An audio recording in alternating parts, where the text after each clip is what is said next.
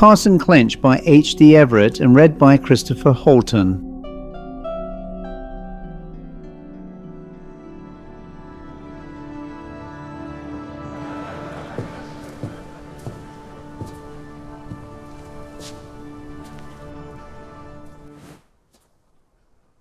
There are some men whose presence becomes so deeply embedded in a place that it is difficult to imagine one without the other. For more than 60 years, the Reverend Augustus Clench had presided over the quiet rural parish of Stoke-St. Edith. The church was his church, the pulpit his pulpit, and the rectory his home.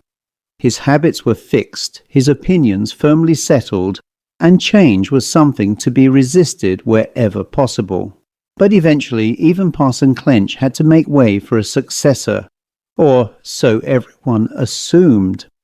First published in London in 1920 in H.D. Everett's collection The Death Mask and Other Ghosts, Parson Clench is a wonderfully understated English ghost story in which death proves remarkably ineffective at persuading one stubborn old clergyman that his tenure has finally come to an end. So settle back, dim the lights, and join me, Christopher Halton, for H.D. Everett's Parson Clench. Stoke-St. Edith is a small and deeply rural parish, a complete backwater. At least it was so 15 years ago, and changes move so slowly within its boundaries that I should doubt it being greatly altered, even now. It has been said about the Stoke-St. Edith people that they just begin to realize they are born when it is time for them to die, and that it takes at least as long to convince them they are dead. And by the latter proposition hangs a tale, as sometimes happens, though the case is rare. This retired and unimportant parish has a fatly endowed living, such as was, in former times, reckoned a suitable provision for younger sons. And some 62 years before the period of this story, the Albury younger son of that date not being of an age to take orders, the Reverend Augustus Clench was put in to keep the benefice warm for him. But when the time came for Mr. Clench to surrender his cure, the younger son had developed other views, and the warmer was undisturbed. And so the long procession of years went on, and the old gentleman, whom none of us could picture as ever having been young, became more and more autocratic, more deeply conservative, more blind to all advantage in change, even when change was plainly for the better. It seemed to us juniors that he must have been born in a black gown and bands, bald-headed and wearing spectacles. No doubt the bald head was fact. And that of all things at Stoke-St. Edith, he was the least mutable. So it came as a shock to us all, then scattered far and wide, when among the newspaper announcements we read that the Reverend Augustus Clench was no more. I was not a resident in the parish when the following events took place, but I heard of them from a faithful correspondent, and later supplemented her account by personal inquiry on the spot. The next presentation to the living was in the gift of the widowed Mrs. Aubrey at the Hall, who had long designed that fat provision for her nephew, the Reverend Basil Deane. He was working as curate in an East London parish, and when Mr. Clench's death took place, he had his doubts whether he would be justified in exchanging strenuous duty so early in his career for the soft cushion of rural ease. But it was now or never for his chance in life. His Aunt Emmeline, good gentle soul, was a confirmed invalid, and at her death the Aubrey property, with the presentation right, would pass under her husband's will to a distant cousin who would have no concern or care for any Dean. Mr. Clench was only just buried when Mrs. Aubrey wrote, "I want you to come down for this next Sunday and take the services here, as the churchwardens are in a difficulty, and then we can arrange about your succession to the living. You know it is my earnest wish to have you settled at the rectory. I cannot be thankful enough that I returned from France to be here at this time. I do not generally leave the Riviera so early in the spring, and it really was as if I had been led. But I caught a severe cold on the homeward journey, and am obliged to keep to my own 2 rooms, which I know you will excuse. Mrs. Aubrey used to spend the greater part of the year abroad, and Basil's visits to her had hitherto been paid either at the Riviera Villa or in London. He had not seen Stoke-St. Edith since his childhood, so he came with only the faintest recollection of what the place was like, and none of the old man it was proposed he should succeed. He was unable to get away from his London duties till the Saturday, and his first appearance at the village church was shortly before the 11 o'clock service. There was, he had been told, no celebration, as that took place only once a month, and had been held the Sunday before after the funeral sermon. Basil reflected that he would change all that, but it was too early yet to announce intentions. At the present moment he was called upon to do no more than carry on the services in the well-worn rut of many previous years. The clerk, an elderly man wedded to Stoke-St. Edith ways, awaited him in the vestry, ready with instructions, and looking somewhat askance at the coloured stole Basil took out of his vestment bag. "We aren't used to that sort of thing here," the official ventured to hint, but Basil proceeded to assume it despite the disapproval. It was likely to be a lengthy service. The litany was expected of him, and also the anti-communion office, but Basil reflected he might shorten his sermon, and took the opportunity to glance at the notes he had prepared. The choir were not surpliced, so he would have to go in alone. A final instruction from Aldridge dictated where he was to read the service. "When you come to the chancel, sir, you'll see 2 reading desks, one on the right-hand side and one on the left.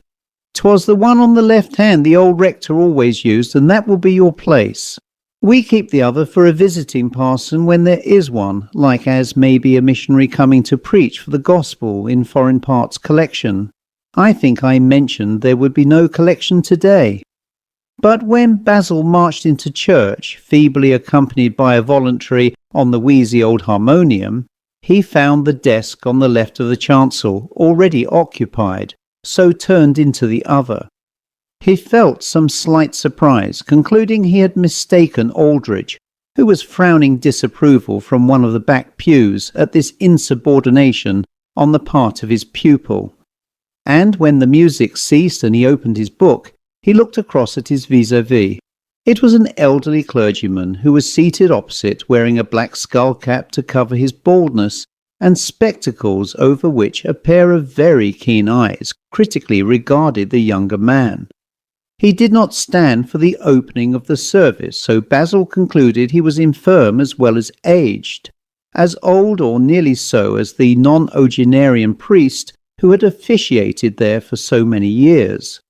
Probably he was a retired parson resident in the village who came in to give assistance in some part of the service, a part he had not yet reached, but Aldridge ought to have told him. He made a slight pause on arriving at the lessons, both the first and the second, but the opposite parson did not budge, and again before the litany with the same absence of result. He did not rise for either of the creeds, but was observed distinctly to frown when Basil turned to the east, which doubtless had not been Mr. Clench's practice. When it came to sermon time, however, he got up very alertly and ascended the pulpit stairs just as Basil was approaching them. Then from that elevation he looked back at the younger priest with a distinctly malicious smile. What was Basil to do? He could not challenge the usurper of his pulpit then and there, or drag him out in the face of the watching congregation and take his place. He went back to the reading desk as if for a book, and then the loudly shouted hymn having come to an end, he became aware that the man in the pulpit was not intending to preach, though he occupied the legitimate place of the preacher. There was an extremely awkward pause. Aldridge was fidgeting at the bottom of the church. The sparsely filled aisles displayed a vista of astonished faces.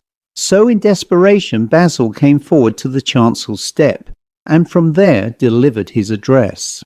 He had been in priest's orders close upon 4 years, and during that time had faced many congregations. The nervousness of the raw hand was no longer his, or so he flattered himself. Why should it be harder to speak to these country bumpkins than to the keener people of the towns? But on this occasion his nerve failed him. He stumbled over his words, lost the place in his notes, and recovered the thread of the argument with agonizing difficulty, while a cold perspiration broke out over him, and he turned from red to white and then to red again. Yet had he been cool enough to analyze his feelings, he would have discovered the disturbing element emanated from one only among his hearers, the strange old man who had mounted into the pulpit, and who now bent forward over the tasselled cushion, staring him in the face, and smiling with a sort of evil amusement and triumph. He had intended to shorten his address, and short it was indeed, as he stumbled through it to a premature and pointless close.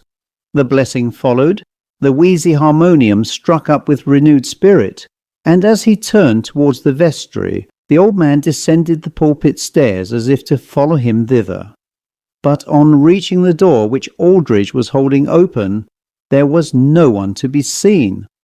Aldridge shook his head more in sorrow than in anger as he prepared to help Basil off with his vestments. People here always make such a talk over any little difference. I'm afraid, sir, they won't half like you preaching to them from the floor, when they have been used to take their sermons out of the pulpit. Begging your pardon, sir, have you always been accustomed to preach so? I have often done so, Basil answered, but today, as you would see, I had no choice.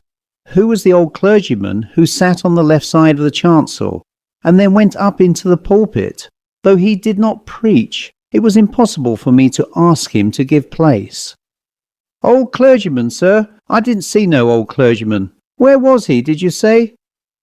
In the reading desk when I went in, and he went up before me into the pulpit. Where do you sit in the church that you did not see? I could have seen right enough anything that was there, blurted out Aldridge, forgetful of his manners. The pulpit was open to you the whole time, and the reading desk as well, sure as I am here, a living man. Begging your pardon, sir, for being positive. And then the clerk paled from his usually healthy colour as a strange thought occurred to him. Might I ask, sir, what the gentleman you saw was like? An old clergyman in a surplice and a black stole. An Oxford hood he had too, for I saw the crimson silk as he went up the pulpit stairs. He had on a black skull cap and spectacles, with sharp eyes looking over them, bushy white eyebrows and thin bony hands with the veins standing out on them. The Lord have mercy upon us, Aldridge was staring with his jaw dropped. It was Parson Clench himself, and you not knowing, and him buried a fortnight come Wednesday. Lord save us, what is to be done? Come, my good man, this is rank nonsense. But Basil was dismayed as well as angry, and a horrid creeping shiver about his scalp might verily have raised his hair had it not been so short cut. Mr. Clench is dead and buried. It could not have been Mr. Clench in church. It would be him if it was anyone at all, the clerk said doggedly. He was buried in his vestments just as you saw him. I went to the rectory for a last look before the coffin was closed, so I know. And I dare say you've heard tell how bent he was on preaching to the last, even after he began to fail. He hated letting anyone else up into his pulpit, and he wasn't one to change. I'd lay odds a feeling he had in life wouldn't be so much different now. Heaven itself would have a tough job to alter Parson Clench where he had set his mind. Begging your pardon, sir, for speaking free, but to think of him in the church, and seen by you. This was a last mutter as Basil assumed his coat.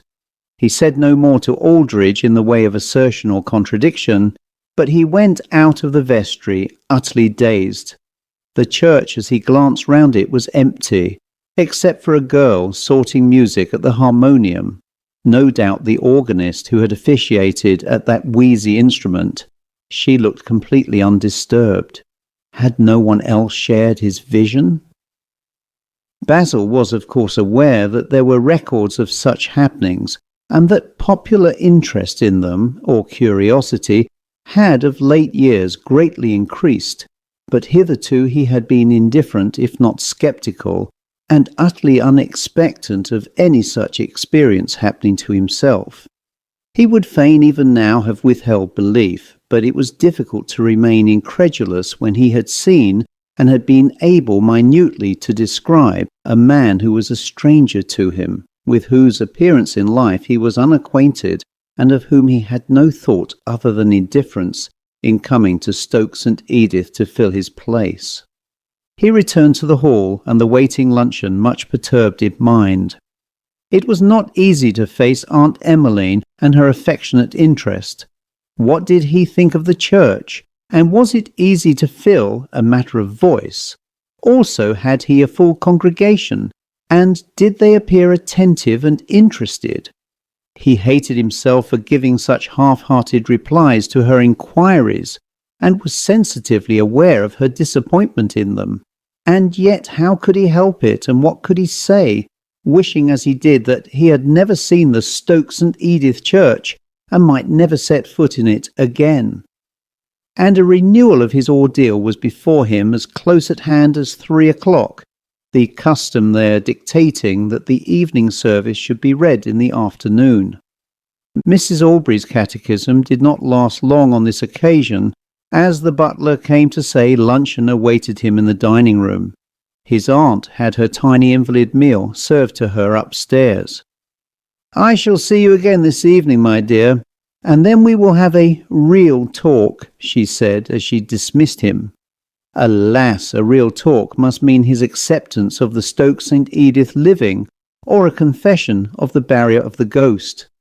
As he walked across to the church, which was situated at no great distance from the hall, he reflected that perception of this species of appearance may happen to a man on some isolated occasion, once in a lifetime, never to be repeated again.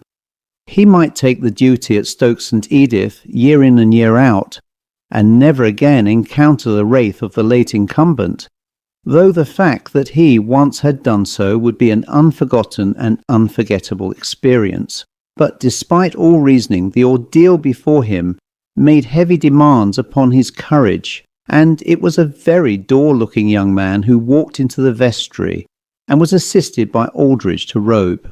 "I can't make out that anybody else saw what you saw, sir, in the church this morning," that functionary whispered. "But I've been told since there's a talk about in the village that the late rector walks. There are some who met him in the lane when he was on his deathbed, stricken so that he could not move, and one at least who saw him going by, out of a cottage window, the day after he was buried. People will tell such like stories as you know, fancies running away with them, and there are few that heed." The wheezy harmonium struck up a voluntary, and Basil went on into the church. Approaching the chancel, he saw that both reading desks were vacant, and he fully purposed to take possession of the left-hand one, which was his own. But he found himself powerless to carry intention into action. It was as if he was firmly seized by the shoulders and pushed into the right-hand seat by a force he could not resist, or was unable to do so without a struggle, which would have been unseemly in the face of the congregation. What Aldridge was thinking in his place at the West End, Basil could only conjecture, but probably his guess only erred by falling short of the fact. For the first part of the service, the left-hand reading desk remained empty, but on returning to his seat after the second lesson, he found that it was filled by the same appearance as before, the old man in his vestments and skull-cap peering at him over spectacles with unfriendly and defiant eyes. It was almost a relief when the presence externalized and became visible, instead of being merely felt in every fibre of his bodily frame. What was to happen when sermon time arrived? The figure opposite made no movement when Basil was about to leave the desk, and yet in a moment, instantaneous as a flash of light, there it stood at the bottom of the pulpit stairs, barring his way, and facing him with a malignant smile. Basil did not contest the passage. He delivered this second address from the chancel step, and when he turned at the conclusion, the figure had disappeared. "Did you see him again, sir?" demanded Aldridge, who was waiting in the vestry, and Basil briefly assented. He was in no humour to discuss the marvel a second time, and Aldridge had no fresh explanation to advance. There was nothing for it now but to be candid with Aunt Emmeline, and how she would take the communication he dreaded to think. Women were always a mass of nerves, especially invalid women. But his aunt was more reasonable than he had ventured to expect, and was ready to respond to his wish that they should keep the matter to themselves. "I do not want to be labelled as a man with a supernatural extra sense, or to give Stoke-St. Edith a bad name. I am afraid the matter may to some extent have gone abroad through Aldridge, but I'll try to see him tomorrow and give him an injunction not to talk." "Yes, my dear," the aunt acquiesced. "It was wonderful, of course, that you should see and be able to describe a perfect stranger. But it may never happen again, to you or to anybody else. And Basil, I hope, I do trust, that this will not set you against accepting the living. We know it is likely, I suppose it is likely, that the spirits of the dead are about us always. You know it speaks in the Bible of the great cloud of witnesses, so surely we need not take it as extraordinary if we see one of them now and then. And Mr. Clench was a good man. He would do nobody any harm." His aunt might have thought differently, Basil reflected, had she seen the malignant eyes of the apparition which barred his way. "If it went on happening, I could not stay here. Better for someone to come who would not see. I don't want you to decide in a hurry. Take a week or two to think it over. I will not have you give me a definite answer tonight. Things may look different on reflection. It is such a chance for you, my dear, and it would be so happy for me to know you were here looking after the people when I am obliged to be so much away. And there is such an excellent rectory house, quite a country gentleman's place, the best rectory in the county, so they say, and in very good repair. You need not open the whole of it if you thought it too large for you alone. It could be made so nice. I was not going to tell you just at once, but I have £500 put aside to help you with the furnishing." What was he to say to all this kindness?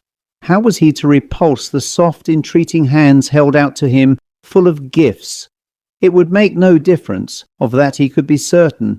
But yes, if she wished, he would take a longer time to think the matter over, and he would see the rectory on the following morning, as he need not take train for London till the afternoon.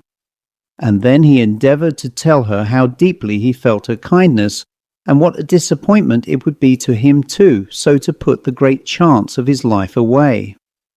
That ended the Sunday evening, and after Monday's breakfast he went across to the rectory, in fulfilment of the promise given overnight. The red-brick Georgian mansion, with its stone pediments and cornice, and formal garden court, was surely an attractive dwelling, cheerful to look at in the spring sunshine, a home of which any young divine might well be proud. Probably Parson Clench had some such thoughts of it when he came into possession at Stoke-St. Edith 62 years before, but he would not have had the same shrinking from the habitation in which his predecessor lived and died, that now disquieted Basil Deane.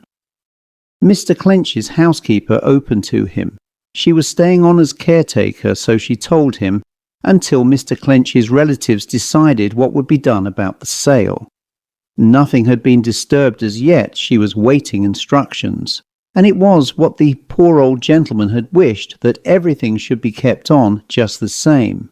He had spoken of it when he was wandering at the last, thinking he had a journey to go, but that he was coming back. "Yes, sir, they are handsome rooms, both upstairs and down. A fine old house, just right for a family, but rather large and lonesome for one alone. The dining room is on this side as you see, with a small breakfast parlour behind, though it never was used for breakfasting, not in my time.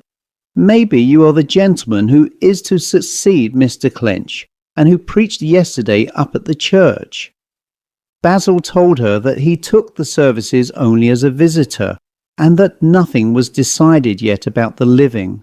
The last, not quite the truth, for in his own mind the decision against taking it was already made. Most gentlemen admire the staircase, which is oak as you see, and real old.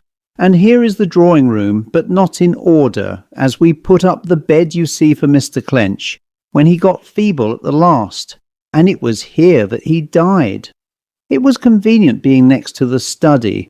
A fine room the study is, and looks handsome, lined with bookcases. It was a lot of books Mr. Clench had, and he was that particular over them. We have put a fire in here to keep away the damp, as I know he would have wished. She was opening the door as she spoke and holding it for Basil to enter. Yes, there was a fire on the hearth, and in a chair drawn near it was seated an old man, a man in a black cassock and skull cap, with sharp eyes peering over spectacles, the old man of the church, though the white surplice was no longer worn. And there was the same hostility in the silent gaze which met and held his own. Basil drew back. "Who is the old gentleman who is using the room?" he asked in a low voice of the housekeeper. "No one is using the room, sir. There is nobody in the house but myself." "Why, there he is, just before you, sitting by the fire." The woman looked round in a scared way, and then shut the door again. "Are you meaning to put a fright upon me, sir?" she said as they stood together in the hall. She seemed both indignant and alarmed. Basil disclaimed any such intention. "I am perfectly serious. I would be the last to wish to frighten you. I saw him so plainly sitting there that I thought you must see him too. An old man in a skull cap." The housekeeper wrung her hands. "If I was to see him, I could not stay here. No, not for double the wage. People in the village make a talk about the old parson walking, but I never heed such tales. I saw him die, and I saw him buried. It is altogether past belief." Basil declined to visit the upper floors. What was the use? It should never be his house. Upon that he had now unalterably determined. It remained only to break the decision to Aunt Emmeline, and then to return to the mill-horse grind of the East London toil. Some 10 days later he received the following letter. "My dear nephew, I have had you much in mind since we parted, and yesterday our solicitor, Mr. Kempson, came down to see me. I wanted to consult him what I could best do in your interests about the vacancy at Stoke-St. Edith. He thinks it will be quite possible to arrange an exchange of this benefice now vacant for the right to present to another one likely to fall vacant before long, of the same or nearly equal value. Of course I did not tell him why you had refused Stoke-St. Edith. I left him to suppose you were too much engrossed in your present work to wish to give it up just at once. But, oh, my dear Basil, it is indeed a cruel disappointment to me not to have you here. Your affectionate aunt, Emmeline Albury. P.S. The £500 for rectory furniture will now be invested in your name, ready for you when the time comes, whether I live or die. The End. And so ends Parson Clench by H.D. Everett. Perhaps the most unsettling thing about Augustus Clench is that death appears to have changed him very little. For more than 60 years the church, the pulpit and the rectory had been his domain, and when another man arrived to take his place, Clench simply continued as he always had, occupying his accustomed seat, guarding his pulpit, and sitting once more beside the fire in his study. There are no rattling chains here, no terrible apparitions, and no violent revenge. Everett gives us something rather quieter. The disturbing suggestion that personality itself may survive death, complete with all its habits, prejudices, and possessiveness. And perhaps the story's opening joke contains its final truth. In Stoke-St. Edith, we are told, it takes people a very long time to realise that they are dead. For Parson Clench, it seems, even eternity might not be long enough. Thanks for listening. I'm Christopher Halton, and this has been Haunted Tales of Darkness. Until next time, pleasant dreams.